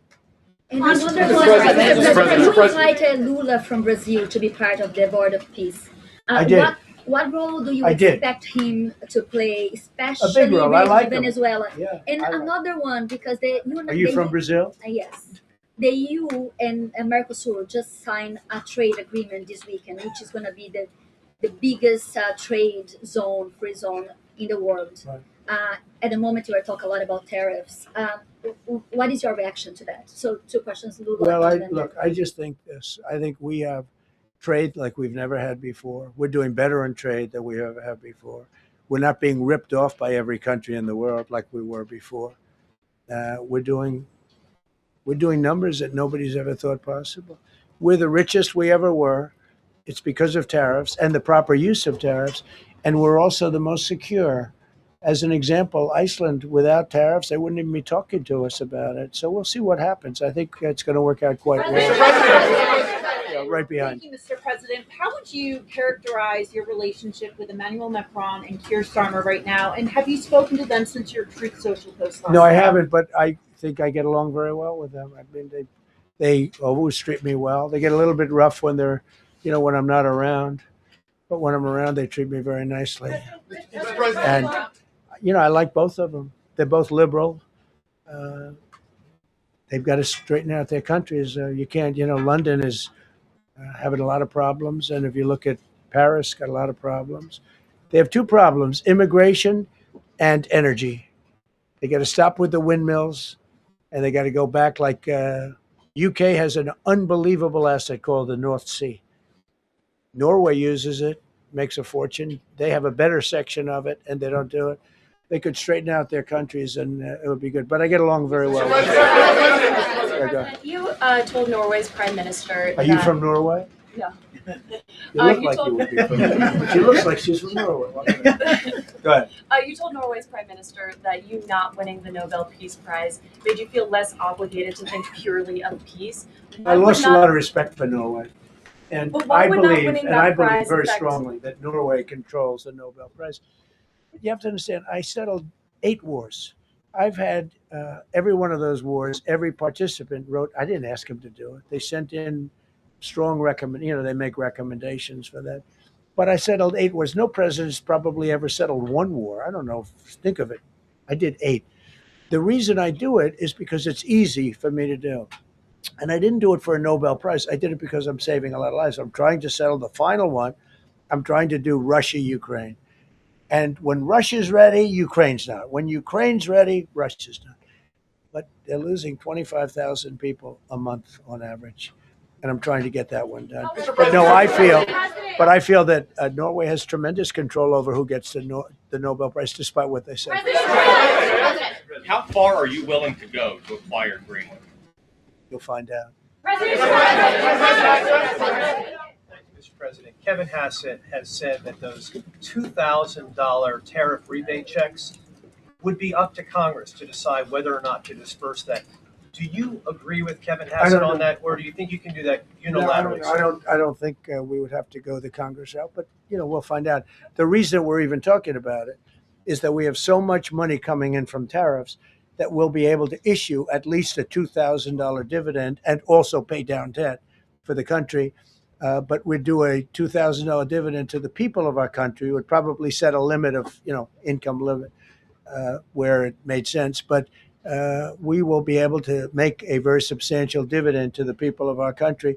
I believe we can do that without Congress. Last night on Truth Social, you said that the British plan to hand the base of Diego Garcia over to Mauritius and then rent it back was an act of great stupidity. Previously, you backed that deal. Is it now your position that the deal should not go ahead? I think that they, when they originally were going to do it, they were talking about doing some concept of ownership. But now they're looking to essentially just do a lease and sell it. And I'm against that. It's a reasonably nothing like Greenland, but it's a reasonably important area of the globe. Not to anywhere near Greenland, but I think they should keep it. I don't know why they're doing it. Do they need money? Mr. President, with your support to the Syrian government, most probably you avoided another civil war and a bloodshed in Syria, especially after the fall of the regime. I did a good job. And, the Syrian government, the last 2 weeks, had to use some force to implement its force on specific areas. And well, with to keep the prisoners, the terrorist prisoners, which are some of the worst in the world, at bay. So they were able to keep that. He's working very hard. The president of Syria is working very, very hard. Strong guy, tough guy, pretty rough resume. But you're not going to put a choir boy in there and get the job done. I spoke with him yesterday because we were talking about the prisons and what was going on. We have some of the worst terrorists in the world in those prisons, and he's watching them. That's serious, sir. Mr. President, Gavin Newsom is going to be at Davos if he's not already there. You're probably going to run into him. I presume that this is for him to raise his platform for 2028. But what do you anticipate his foreign policy platform is going to be? I don't know. I mean, I don't know that he's going to be the nominee. I know this. I had a very good relationship with Gavin Newsom when we were, in office together. I was president. He was the governor of California. We had he would talk about it often, and somewhere we just went astray. I just hate the way California is being run. We actually have people leaving. It's never happened before, but I hate the way it's being run. He and I had a very good relationship, really close to the word exceptional, but now we seem not to. President Trump, you spoke earlier. Mr. President, you've been hearing from allies. Thank you. Thank you so much, President Trump. Cara Castanova from Lindell TV. And you spoke earlier about the 2020 election. Now that Maduro is in U.S. custody and he was criminally charged, has any more information emerged that you could share with us regarding Venezuelan election software and Venezuelan ties to tampering with the 2020 election? And would you consider speaking to Maduro personally in prison in New York to get some answers on Venezuela's involvement with the 2020 election? No, I don't think I would be doing that. I think my lawyers would be very unhappy if I did. Yeah, they've learned some things. Please. What happens to the tariff threat to Greenland if the Supreme Court comes out and rules against you on the tariffs? And well, I'll have to use something else. I mean, are look. you willing to use use force? You know, take a look at the word license, take a look at other things. I mean, we have other alternatives. But what we're doing now is the best, the strongest, the fastest, the easiest, the least complicated. Sir, if you move ahead with the Greenland-related tariffs on Europe, you secured almost $1 trillion of commitments from them to invest in the United States. Does that go kaput out the window if that happens? I doubt it. Look, they need that agreement very badly with us. They really do. They fought very hard to get it. So I doubt that, but we'll see what happens. We have a lot of meetings scheduled on Greenland. I'm leaving tonight, as you know, Davos, and we have a lot of meetings scheduled on Greenland. And I think things are going to work out pretty well, actually. And so Thank you, Mr. President. Will you still go to Paris for the G7 emergency meeting as offered by President Macron? No, I wouldn't do that.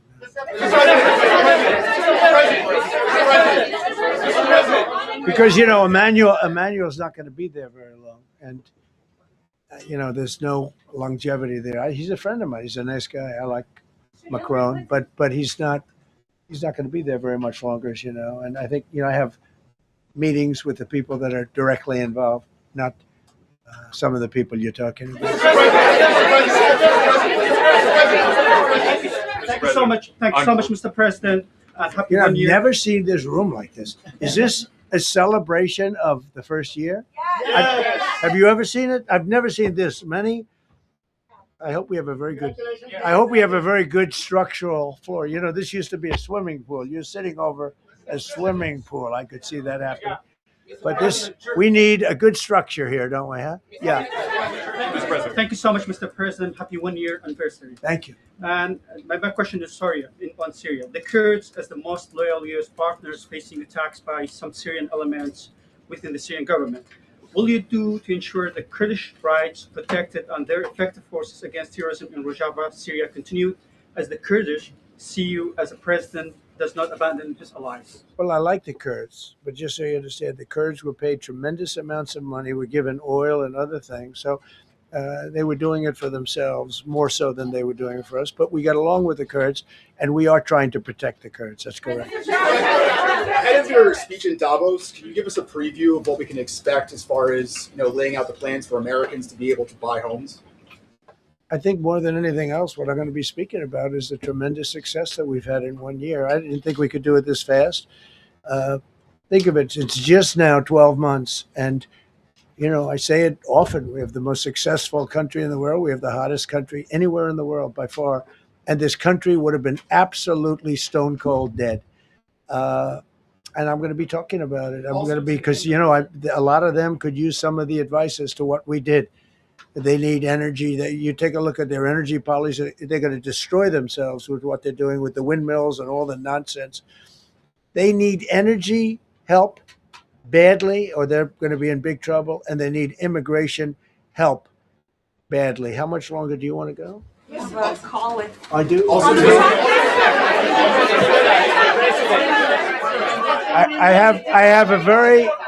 I have a very important call with President Erdogan, who I like a lot.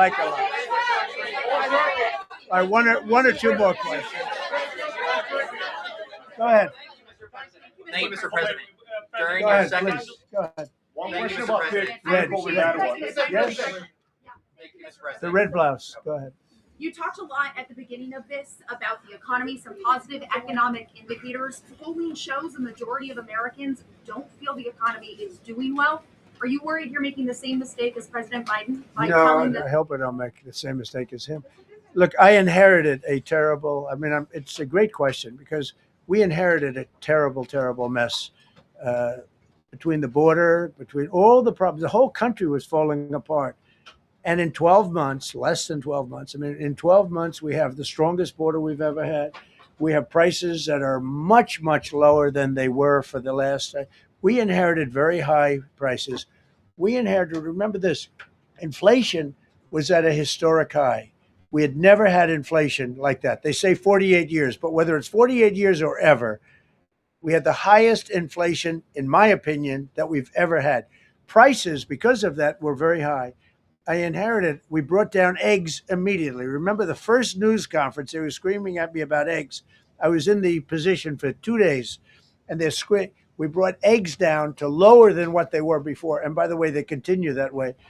We brought the prices down from when I came into office and from what Biden had way down. We're going to bring them down further. But the job we did is a miracle. One of the reasons I'm doing this today is to explain. We inherited a mess and we've made it a beautiful, beautiful picture. Think of gasoline at $1.99 in many states. $1.99 a gallon. It was $4.50, $5, in some cases $6 or $7. We're at $1.99. And energy is so big that with energy, everything else comes down. But the prices are coming way down. And we're going to bring them down further. But we started up here with these guys. We inherited a country that was broken. We inherited a country, and I have a very warm spot. We've done very well with Venezuela. And by the way, that even in itself is going to help us bring down the oil prices. I mean, the Venezuelan oil, we've taken 50 million gallons of oil. We've taken 50 million barrels of oil out of Venezuela in the first 4 days. We've got millions of barrels of oil left. We're selling it on the open market. We're bringing down oil prices incredibly. And when they come down, and they've already come down, again, $1.99 a gallon for oil. Nobody thought they'd ever see it. All right, one or two more.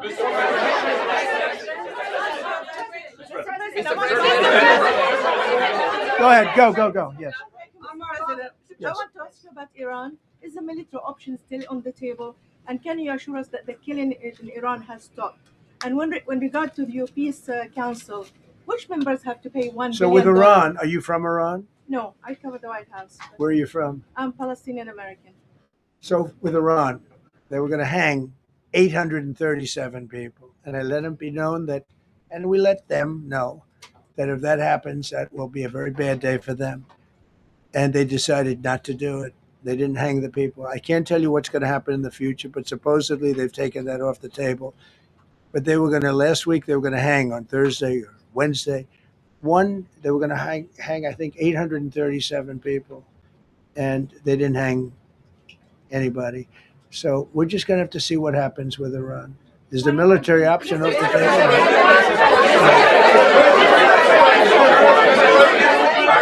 Go ahead. Thank you, Mr. President. President Trump. Thank you, President Go ahead, please. Thank you, Mr. President. Go ahead, I'll take your question. Okay, thank you. Thank you. Go ahead, right here. Thank you, Mr. President. You promised during your second inaugural to always put America first. I'm curious, how would you winning the Nobel Peace Prize improve the lives of average, everyday Americans? Why is this prize so important? It wouldn't improve the lives of any. What improved the lives of people are people that are living. I saved probably tens of millions of lives in the wars. You know, if you add up the numbers, just if you look at any one of those wars, you're talking about millions of people. You multiply it times 8. But when you look at India and Pakistan, that could have been 10, 15, 20 million people. Could have been more than that. So I saved millions of people. So that to me is the big thing. What? You suggested a moment ago that perhaps the reason why a positive story about the economy isn't getting through is because of, bad communications people. But are average Americans wrong to still feel high prices? And how much longer does the White House hope that they? So I think a lot of people are listening to the fake news a little bit, and I'm not blaming anybody. I think I blame ourselves. I think we've done a much better job than we're able to promote. We're not promoting. We're doing a great job, and we're sort of letting the promotion take care of itself. One of the reasons I'm doing this news conference, I think it's important. We have taken a mess and made it really good. It's going to get even better. But if you look at prices from a year or a year and a half ago, you look at the Biden prices, they were way up through the sky. And, they use the word affordability. They just say affordability and they don't talk about it. They created the affordability problem, and we are solving it. We have solved a lot of it. Again, everybody agrees in this room, I think, gasoline prices have come per gallon way down. When that happens, everything else comes down, but they've come down way down. Many of the groceries have come way down. It's all happening, and it's happening strong. But if you go back a year and a half, 2 years, take a look at those prices and look at the prices now.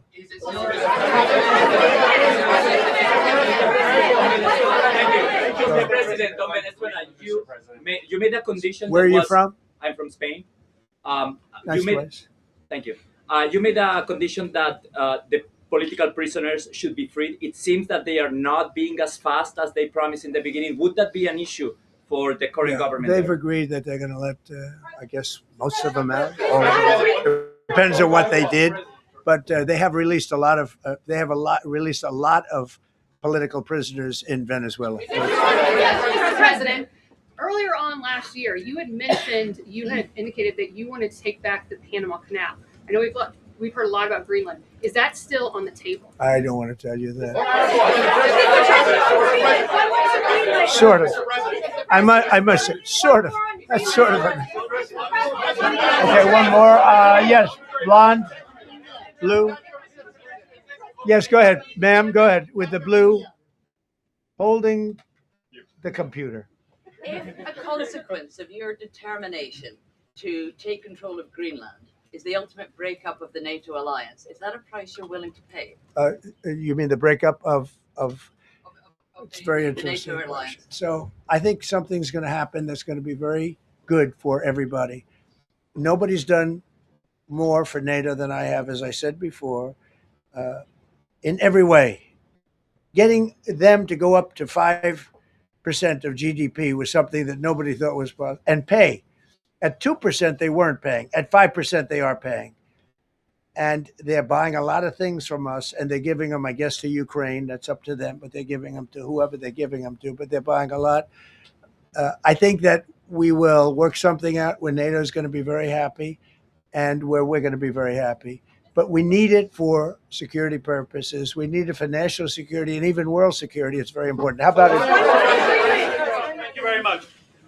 First of all, last year you told me that you believe that the reason you won the election is because God put you in this place so that you could save the world. Looking back 1 year, do you feel like God is proud of the effort that you've put in? I do, actually. I think God is very proud of the job I've done. And that includes for religion. You know, we're protecting a lot of people that are being killed. Christians, Jewish people, and lots of people are being protected by me that wouldn't be protected by another type of president. No, I think a lot of people are very proud of the job we've done. We've had an amazing year. This has been one of the greatest years. Even some people that wouldn't necessarily love me instinctively, they're saying this was an incredible year. We've had an incredible year economically. Look at our border. Our border was a disaster. People poured. It was an invasion into our country of a lot of very bad people. Good people too, but a lot of very bad people from prisons and drug dealers and gangs and horrible people, murderers, thousands and thousands of murderers allowed into our country. And we now have the strongest border of any country. There's probably not a country, I guess North Korea has a pretty strong border, by the way, but there's not a country in the world that has a border like we do. And we took it from the worst border. We had the worst border in the world. Now we have one of the strongest borders in the world. One more question. You said you're confident something's going to get worked out in Greenland, but Greenlanders have made it clear they don't want to be part of the U.S. Well, what gives the U.S. the right to take away that self-determination? When I speak to them, I'm sure they'll be thrilled. Mr. President, are you committed to keeping the U.S. in NATO? I've had such a good relationship. I've made it so much better, so much stronger. It's so good now. NATO is so much stronger now. I don't agree with a lot of the things they've done, but that was done before I got there. I think NATO's been good. Sometimes it's overrated, sometimes it's not. But we have a strong NATO. When I came here, we had a weak NATO. We had a NATO at 2%, and they weren't paying. You had a nothing NATO. NATO's, whether you like it or not, it's only as good as we are. If NATO doesn't have us, NATO is not very strong. Yes,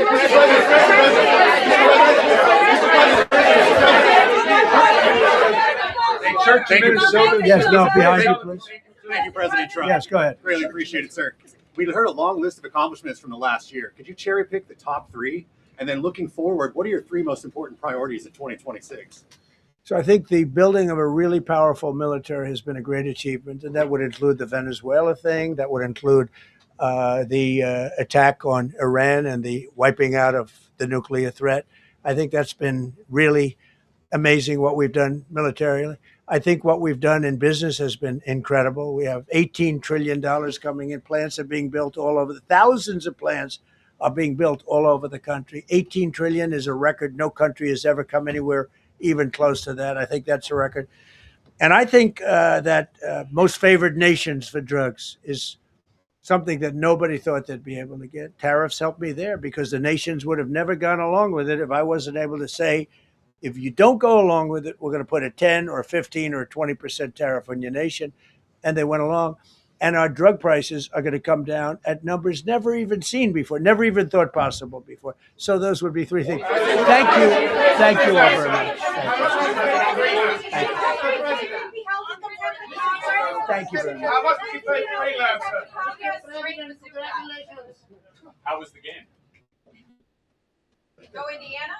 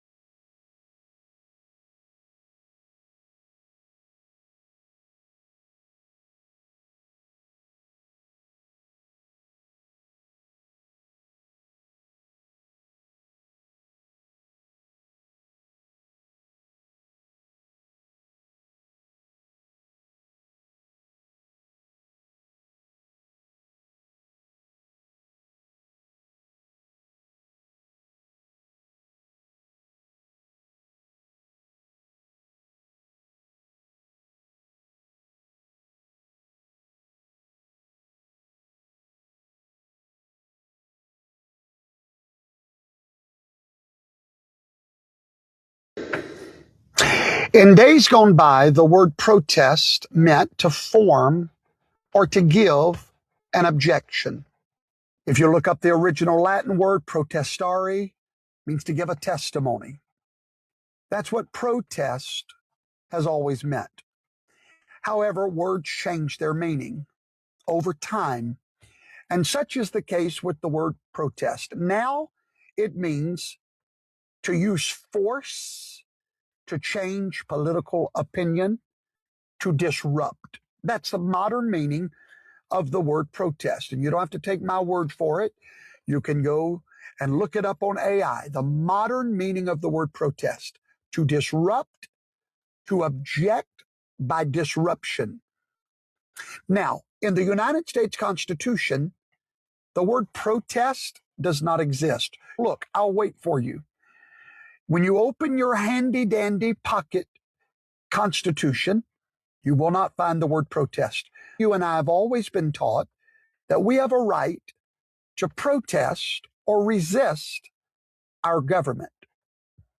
That's not true. Here's what you will find. You have a constitutional protection for one thing only: to peaceably assemble.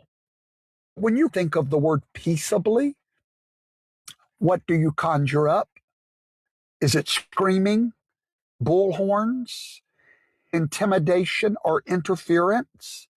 No, au contraire. To peaceably assemble means what it says. You have a right to make an objection. You have a right to stand together peaceably, raise your sign, and let your objection be known. The Constitution says if you do that, your government will protect you. Your government will not shoot you. They will not arrest you. They will not harm you. However, the moment it gets loud is the moment it's no longer peaceable. And now it turns into resistance of the government. No one watching me has a right to resist the government. Did you know that? You don't. I'll explain it if I may. I pledge allegiance to the flag of the United States of America and to the republic for which that flag stands. The republic is who every one of you have sworn your allegiance to. As a citizen, you swear that allegiance. What is a republic? A government of men and laws. That's a republic, a government of laws created by men. You have sworn as a good citizen to defend that government, not to resist it. Now, the moment you cross over the line and start resisting your government, you're free to do that. You can do that all day long. But what you're doing is you're no longer peaceably assembling. You've gone to war with your government. Then you become an enemy of the state. You become an enemy of the government the moment you get loud. The moment you're bullhorns and you're stopping traffic, you're now an enemy of your government because you're resisting. At which point, you're free to do it. But you're not free to resist your government with your government's protection. That's the difference. So if you decide to resist physically, verbally, obnoxiously, go ahead. But now you have declared war on your government, and the consequences, you get no protection for it. As a matter of fact, you get resistance to your resistance. You're no longer protected by your government. You're the enemy of that government. So for those that have been fed the lie that protest is intimidation, interference, loud and proud, that is not what you're protected to do. You're protected to shut up, grab a sign, get a few people, stand there, and make your objection known. That's it. After that, you have no protection. You will face the consequences of your choices. And now you know the best of the story. I call on every legislature in America, every legislator that can see this video. It is time for the law to make clear what peaceable assembly is. It's time to make the law declare what protest is and that it is not protected by the First Amendment, Second, Third, Fourth. No amendment protects lawlessness. No amendment protects disorder. You cannot create chaos and hide behind the Constitution. Now, the first thing that people will ask me, what about how our founding fathers founded this nation? What about the Boston Tea Party? That was not quiet, peaceable assembly. You're right. And you just made my point for me. Do you know the men that did that knew full well they were breaking the law? They knew full well they had gone far beyond.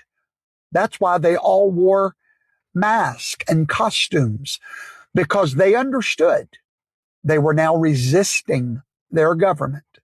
They understood they were committing treason, and they had considered that cost and were prepared to give their lives when the government responded. And they did. It's called the Boston Massacre. If you want to go that route, make sure you're ready to go all the way, because absolutely, we can all rise up against our government. We can resist our government, but not with our government's protection.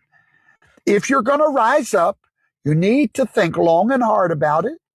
Make sure you've got the goods to defeat our government, because if you don't, Benjamin Franklin said it wonderfully when he told all the founding fathers, either we all hang together or we will surely all hang separately.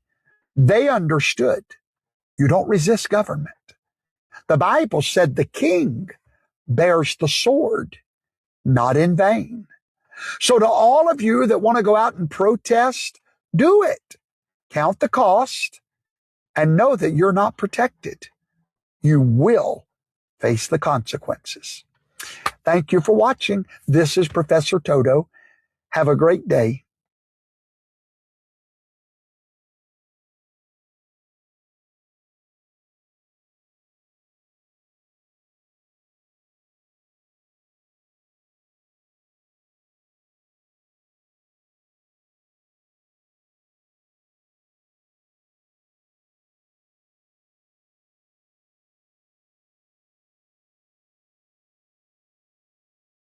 My name's Chris. At my school, I go by Coach Chris. Mr. and Mrs. don't work anymore. I'm a special ed math teacher at Robbinsdale School District, which is like my school is like a mile outside of North Minneapolis. Most of our about half of our students come from Minneapolis, but I live in the south side of Minneapolis, about a half mile away from where Renee Good was murdered. And so I don't want to bury the lead. So there has been the calls for no work, no shopping, and no school on January 23rd. Those calls are not just put out by isolated people or small, left groups.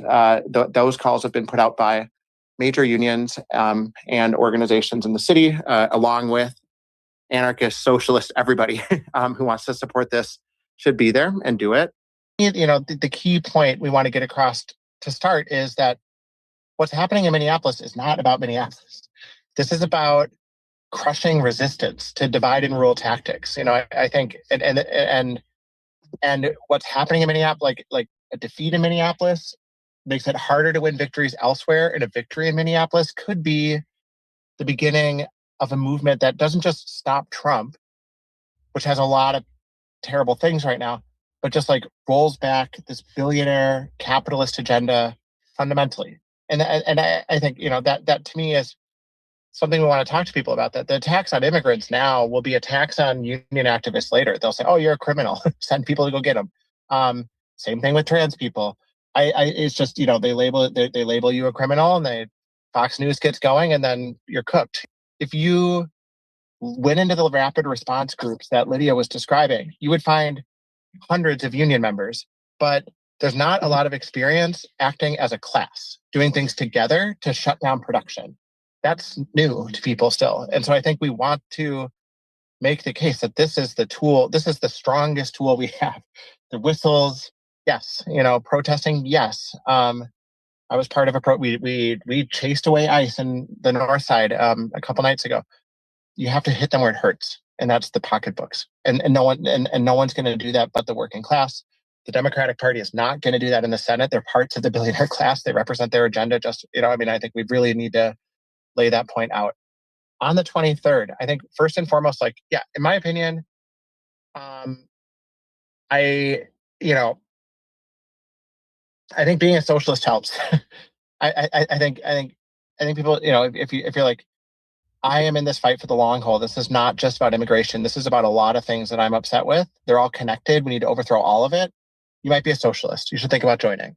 I think the union members against ICE, there's a lot of workers who should be signing that. And those that don't sign it, we should be having discussions with them about why this is a threat for a whole labor movement, just like we'd be having discussions with them about sexism, racism, and any other threat to the labor movement as a whole. The last thing I'll just say is on the 23rd, I think get linked up with some of the actions that are in the chat. If there's not one, organize one. Go to I'm blanking on the hotel right now, but there's national hotel chains are housing people.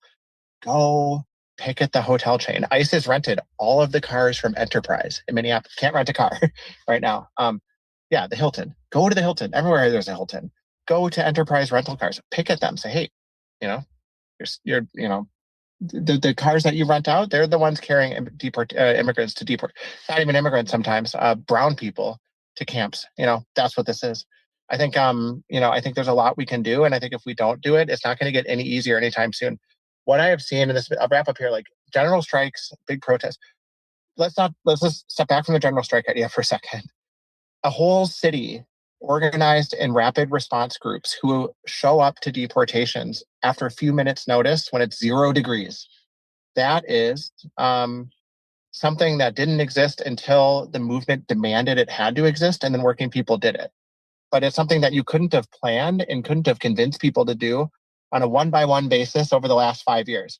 There was a crisis and people stepped up to respond to the crisis. But now Trump is doubling down. The tactics have gotten worse. There's reports that there's like paratroopers coming in from Alaska, whatever that means. There's already 3 times as many ICE agents as cops in the city.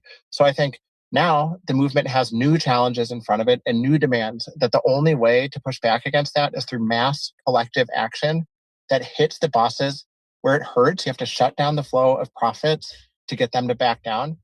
And I think like people were raising, like, what does that mean after that? If we do that, how do we pay our bills, et cetera?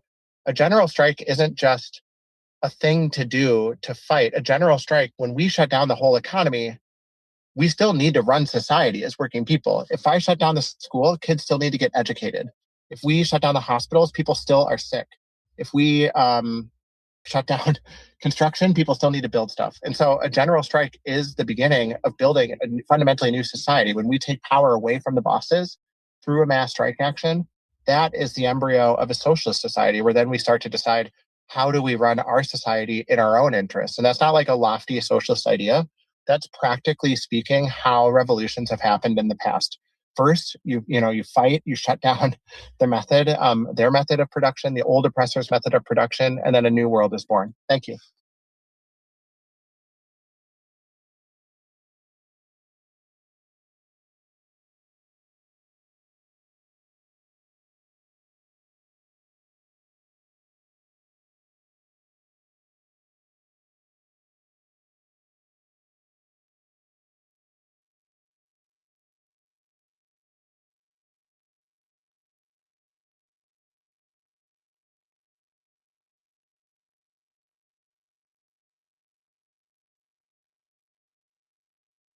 A brown man wearing his country's flag was just assaulted by a group of white people demanding he take it off or they will hurt him. Now this sounds like what the left-wing media has been warning us about for years, except these were deranged leftists attacking a conservative for wearing the American flag. Take it off!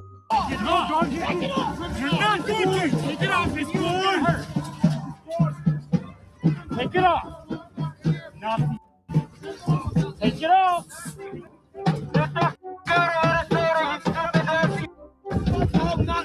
As anti-ICE activists are now patrolling the streets, demanding everybody pledge fealty to their mob or be mercilessly beaten. As it started with old women asking photographers for evidence their SUV isn't an ICE vehicle, to now accusing random tech employees of being ICE agents. Then why do you care? I'm just trying to enjoy my life! If you're not with us, then you're against us.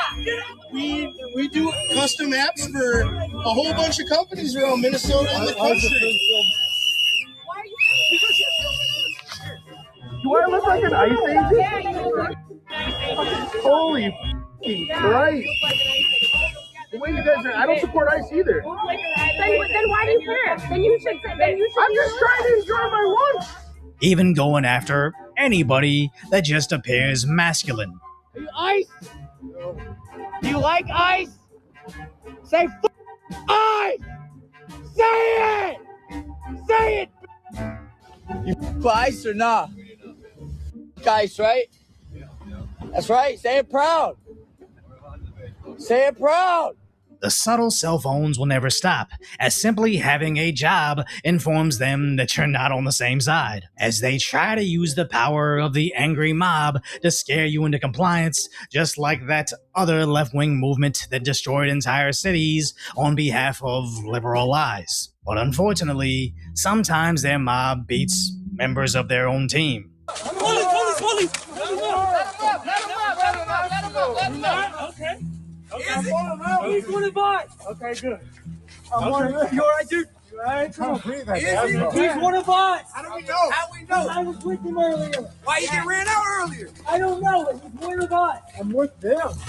To which the local sheriffs had to come in and rescue him from his alleged allies. You guys roll my window down. Oh, he's all bloody. Yeah. Is that Jake? As sadly this will always happen within these leftist angry mobs, you can't expect law or order from a group specifically out to dismantle it. We again soared with the BLM rioters smashing out the windows of their supporters. Why are you on We're on your side!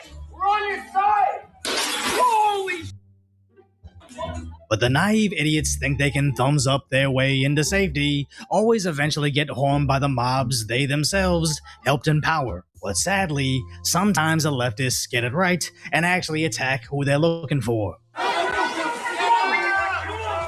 medical help! We need mental help! Mental help!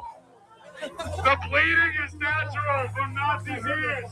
And unfortunately, law enforcement was nowhere to be found. The mob actually tried to end a right-wing influencer, as Jake made an announcement he would be burning their religious book outside City Hall, to which he was quickly surrounded by a sea of angry leftists, even needing to save some lady also being attacked, only for him to be dragged down into the crowd. I think they're pulling him out. They're pulling him out. They're pulling him out. Leave! Leave! Leave! Leave!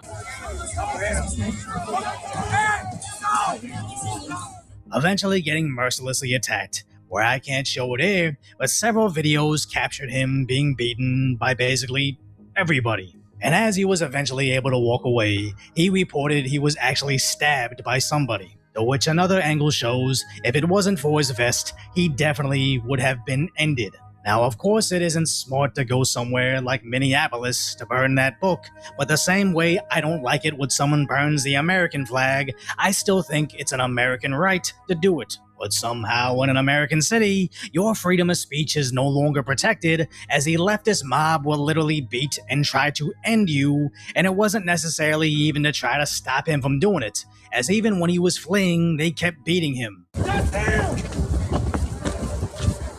That's him! Is that him? Is that him? Yes! Open the door!